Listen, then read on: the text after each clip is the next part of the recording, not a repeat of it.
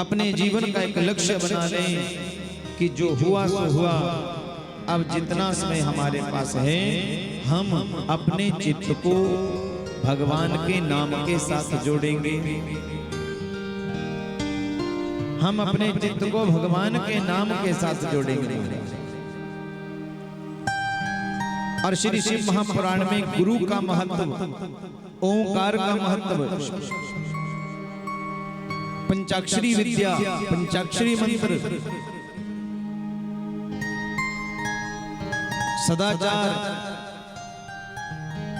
एक साधक के नियम, ये सारा कुछ महाराज इस श्री शिव महापुराण में भरा पड़ा है। और महाराज इसलिए श्री शिव महापुराण को श्रावण मास में स्वयं भी अध्ययन करना चाहिए। बोलो ओम नमः शिवाय।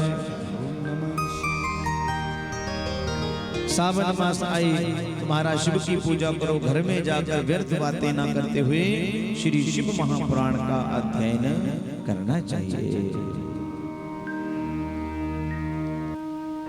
इससे शिव अति प्रसन्न होते हैं। श्री शिव महापुराण को श्वेत वस्त्र अर्पण करना चाहिए।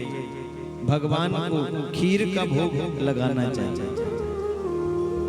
मेवे होने चाहिए, उसमें खीर का भोग लगाना चाहिए। जितना आप श्रावण मास में खीर खिलाएं, ब्राह्मणों को खीर का भोजन करावें, उतना ज्यादा भगवान शंकर अति प्रसन्न होते हैं।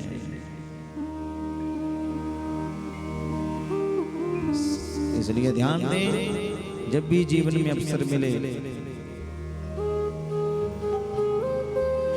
तो अपने जीवन में शिव पूजन को कभी ना छोड़ें और शिव नाम से जुड़ने की कोशिश करें। गुरु का महत्व श्री शिव महापुराण में बताया। नरकों में कौन कौन जाता है श्री शिव महापुराण में बताया। और याद रखना, जो कारण नरक जाने वाले श्री शिव महापुराण में बताए गए हैं। हर व्यक्ति, हर एक व्यक्ति वो कोई न कोई काम जीवन में करता ही है, लेकिन उन पापों से मुक्ति अगर पानी है तो हमें जुड़ना होगा उस पर ब्रह्म शब्द ब्रह्म से, जिसे कहा सुरत शब्द योग। धीरे धीरे गुरु का शब्द पकड़कर, धीरे धीरे गुरु के शब्द को पकड़कर हमें उस पंचाक्षरी विद्या के द्वारा, इस शिव मंत्र का भगवान शंकर कहते हैं गुरु के द्वारा क्या करना चाहिए। गुरु के द्वारा इस मंत्र को प्राप्त करें, गुरु का हाथ सर के ऊपर रखवाएं और महाराज उसके बाद इस पंचाक्षरी विद्या का जाप शुरू कर दें। धीरे धीरे पंचाक्षरी विद्या का जाप शुरू करेंगे और आप अध्यात्म जगत में प्रवेश करेंगे। और अध्यात्म जगत में प्रवेश करते हुए आप उस ओंकार तक पहुंच जाएंगे। उस ओंकार को पकड़कर आप अपने आत्म स्वरूप का और महाराज अपने गुरु स्वरूप का, शब्द स्वरूप का दर्शन प्राप्त करेंगे। लेकिन वहां तक पहुंचने के लिए श्री शिव महापुराण में बताया दो बाधाएं हैं। कौन सी बाधाएं? आलस्य और निद्रा। एक साधक जो अपने आत्म तत्व का दर्शन प्राप्त करना चाहता है, यदि उसके जीवन में आलस्य और निद्रा उसके जीवन में है तो ध्यान देना, वो कभी भी अपने लक्ष्य तक साधक नहीं पहुंच पाता। और श्री शिव महापुराण कहते हैं आलस्य निद्रा तो ठीक, लेकिन अपने संग का भी ध्यान रखें। तो संग में ना बैठें, संत निंदा करने वाले के साथ ना बैठें, ब्राह्मण निंदा करने वाले के साथ ना बैठें, भगवान को ना मानने वालों का संग कभी जीवन में ना करें।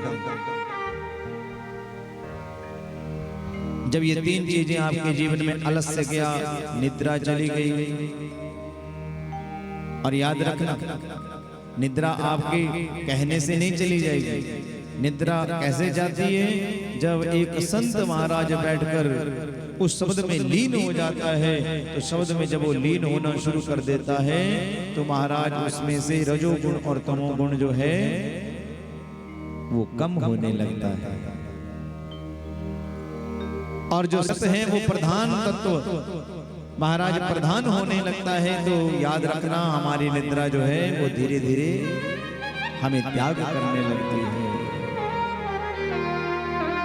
इसलिए नाम की ऊर्जा के साथ सात्विक ऊर्जा जब आपके अंदर महाराज वो सात्विक ऊर्जा का प्राकट्य हो जाएगा, वो बढ़ने लग जाएगी, तो याद रखना आपका नींद आलस्य अपने आप दूर हो जाएगा।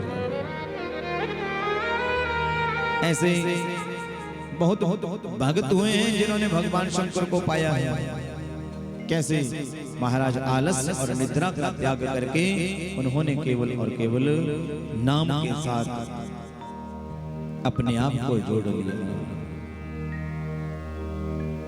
और बार बार कह रहा हूं, भगवान शंकर प्रेमी को मिलते हैं। चाहे आप जल में खड़े होकर हजारों मंत्र जप लो, लेकिन आपके अंदर यदि प्रेम का फूल नहीं है, भगवान शंकर कभी आपकी ओर नहीं देखेंगे। एक छोटी सी गाथा कह देते हैं।